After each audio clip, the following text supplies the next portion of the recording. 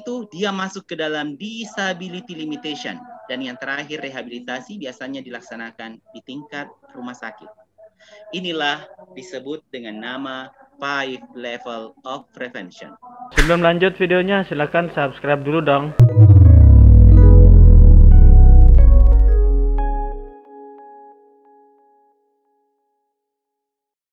Ya, silakan Dr. Abbas dilanjutkan materinya.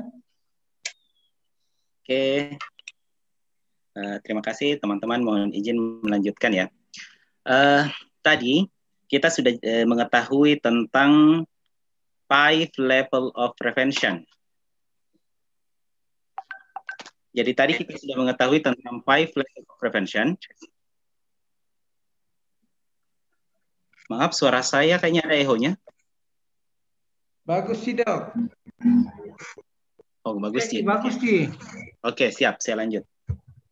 Jadi teman-teman sekalian, tadi kita sudah mengetahui tentang 5 level of prevention, yaitu health promotion, specific protection, sampai dengan rehabilitation. Ada penggolongan yang lain.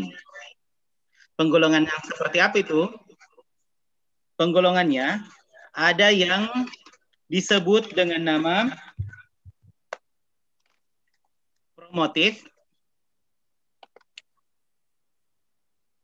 Ada pula yang disebut dengan nama preventif, ada yang disebut kuratif, dan ada yang disebut dengan nama rehabilitatif. Untuk pembagian seperti ini sebenarnya mirip. Cuman kadang pada saat pembedaan menjadi 4, promotif, preventif, kuratif, rehabilitatif ini mencantumkan di dalamnya tentang hierarchy of control. Sementara kalau prinsip pencegahan, menurut 5 level of prevention itu dibedakan dengan hierarchy of control. Misalnya contoh, pada promotif, sama seperti yang lain, pelatihan, sosialisasi, kemudian preventif, ini masuk di dalamnya adalah MCU. Masuk di dalamnya MCU. Jadi preventif ini melewati specific protection kalau di 5 level. Ya. Jadi misalnya ini yang preventif. Oh, dia termasuk medical check-up berkala di dalamnya. Selain daripada medical check-up, itu juga misalnya contoh isolasi masuk di dalamnya. Ya. Jadi kalau yang pembagian promotif, preventif, kuratif, rehabilitatif, itu biasanya digabungkan pula dengan hierarchy of control. Oke. Tapi kalau kami sering menggunakan 5 level of prevention. Berikutnya, saya masuk di inti yang ketiga. Kalau inti ketiga, kita mengenal dengan nama 6 langkah pengendalian hazard atau disebut dengan nama hierarchy of control. Misalnya contoh, ada mesin yang sampai 103 desibel itu hanya boleh sampai dengan 7,5 menit. Cara yang terbaik untuk mengendalikan hazard ini adalah dengan membuang, disebut dengan nama eliminasi. Eliminasi. Cara yang terbaik. Ya, jadi yang dari atas ini yang terbaik, kemudian ke bawah ya. Berikutnya, kalau misalnya tidak bisa dilakukan eliminasi, misalnya teman-teman karena di situ memang harus ada mesinnya, saya lanjut lagi. Cara kedua, ketika misalnya mesin tidak bisa dihilangkan sama sekali, maka kita rekomendasikan pergantian mesin. Mengganti mesin menjadi lebih baik disebut dengan nama substitusi atau substitusi. Kalau misalnya dengan cara ini pun susah, maka dilakukan langkah ketiga. Misalnya dipasangkan partisi atau sound barrier, itu disebut dengan nama isolasi. Kalau misalnya mesinnya dirawat, kemudian dikasih alas supaya tidak terlalu ribut, disebut dengan nama pengendalian teknik. Adapun yang administratif, itu misalnya contoh shift kerja atau rotasi. Dan yang terakhir baru APD. Jadi ingat teman-teman, jangan menganjurkan langsung APD. Karena pengendalian yang terbaik mulai dari eliminasi sampai dengan APD. Oke, jadi kembali lagi inilah prinsip tentang, inti dasar ketiga. Jadi dari penjelasan saya sudah jelas bahwa inti dasar ketiga ada 3. Yang pertama, kenali hazardnya. 2, cegah. Yang ketiga adalah kendalikan. Insya Allah dengan mengetahui 3 poin ini, teman-teman saya harap sudah bisa terjun ke lapangan atau mengedukasi teman-teman yang lain. Nah, terkait materi ini, ada 4 poin penting yang menjadi tujuan khusus. Yang pertama, diharapkan teman-teman bisa melakukan upaya promotif dan preventif seperti misalnya banyak macamnya ya. Ini cuma salah satu 4 macam yang diajarkan, tetapi sebenarnya banyak macamnya untuk promotif dan preventif. Anggaplah pemeriksaan kesehatan. Yang kedua, imunisasi. Ketiga, kewaspadaan standar. Kemudian yang keempat adalah PHBS. Saya mulai dari poin yang pertama, teman-teman, pemeriksaan kesehatan. Di pemeriksaan kesehatan ini, kita bisa mengetahui berdasarkan dari datangnya kontrol ke poli misalnya, ataukah dia datang dengan keluhan, ataukah pada saat misalnya dilakukan medical check up. Ya. Nah, kita akan pada poin ini ada empat hal yang akan kita ketahui bersama. Yang pertama, bagaimana menilai status kesehatan tenaga kerjanya kita, bagaimana melakukan deteksi dini kasus PHK, penentuan kelaikan kerja sama parameter untuk medical check up. Untuk penilaian status kesehatan, ya, seperti yang saya bilang tadi, bisa diketahui dengan jalur medical check up atau screening, atau dia datang ke poliklinik dengan keluhan.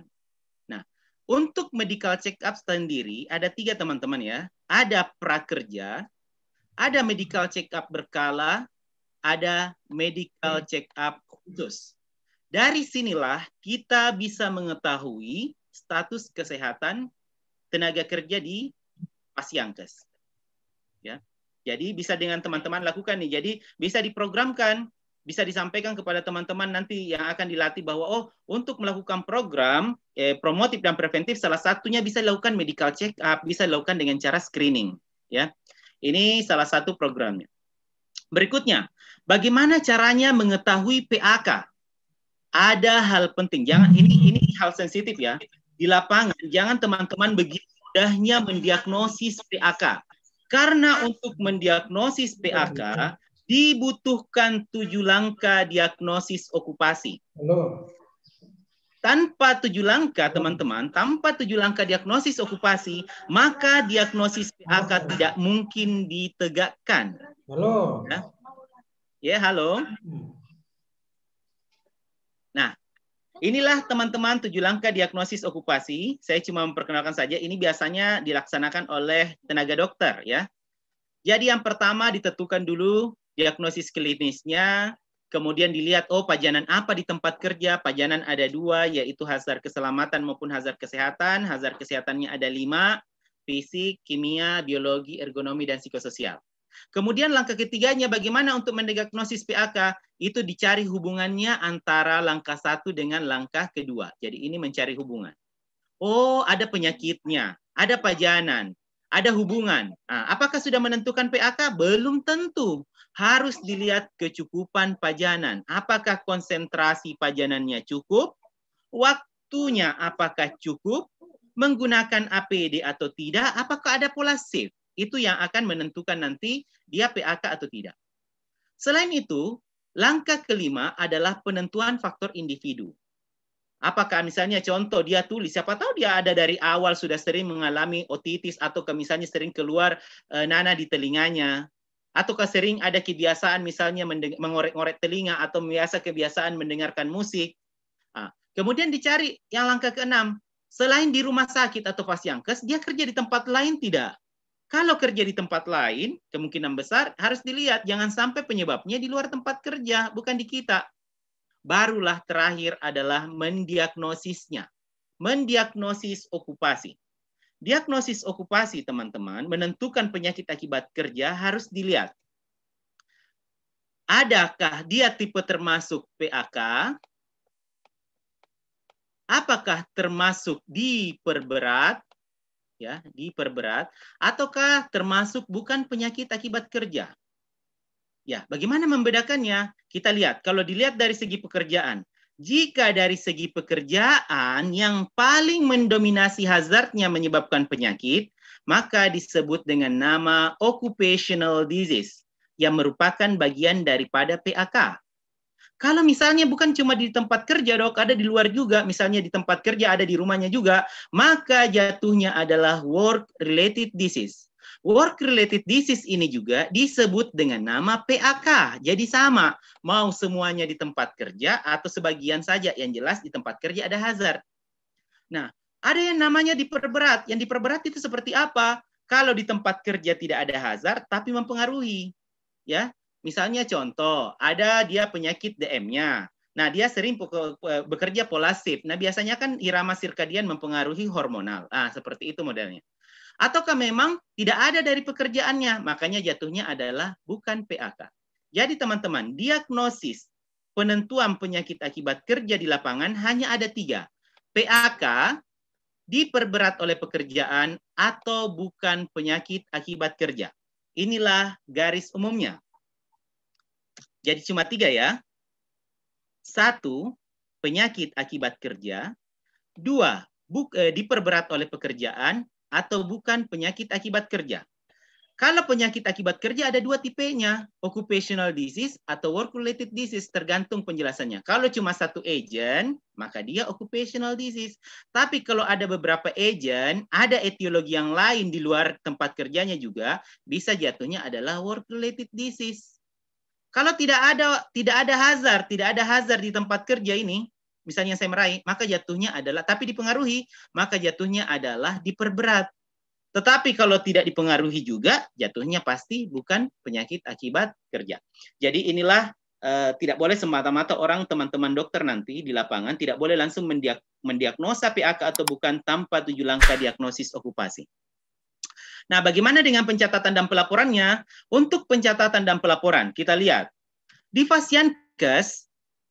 Misalnya puskesmas itu ada pos UKK-nya, ada pustunya, maka mereka melaporkan ini kepada puskesmas.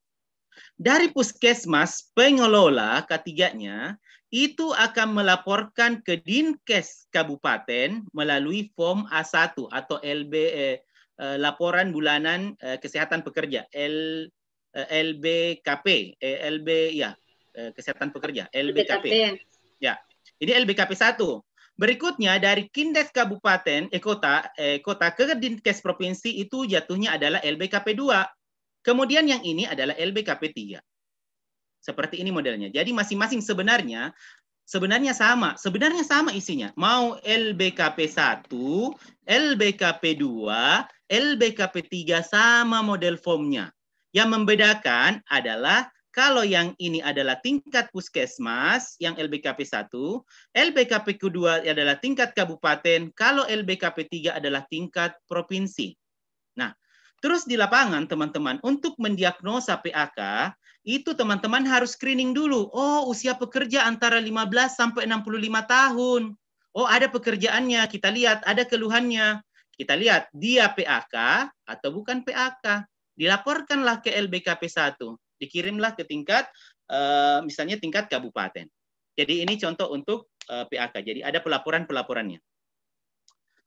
Saya lanjut lagi. Untuk penentuan kelaikan, masih medical check up ya. Untuk penentuan kelaikan teman-teman, itu ada 5 poin. Yang pertama, menentukan seseorang pekerja itu sehat, tidak ada batasan. Berikutnya yang kedua, sehat, ada batasan, tapi ada penyakit tertentunya, misalnya butuh pengawasan medis, misalnya, anamnesis, pempis yang bagus, tetapi laboratoriumnya meningkat, misalnya contoh kolesterolnya.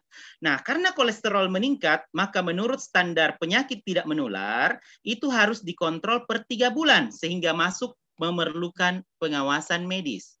Misalnya contoh, hipertensi, itu butuh kontrol per 1 bulan, termasuk memerlukan pengawasan medis. Nah, ada juga sehat untuk bidang pekerjaan tertentu, misalnya contoh tuli. Jangan lagi tuli dikasih masuk di kamar bising, tambah tuli kasihan. Jadi itu sehat untuk pekerjaan tertentu apabila ada hazard di sana bertambah berat penyakitnya. Kemudian kategori 2 lagi, yaitu tidak sehat sementara dan tidak sehat permanen sesuai dengan standar.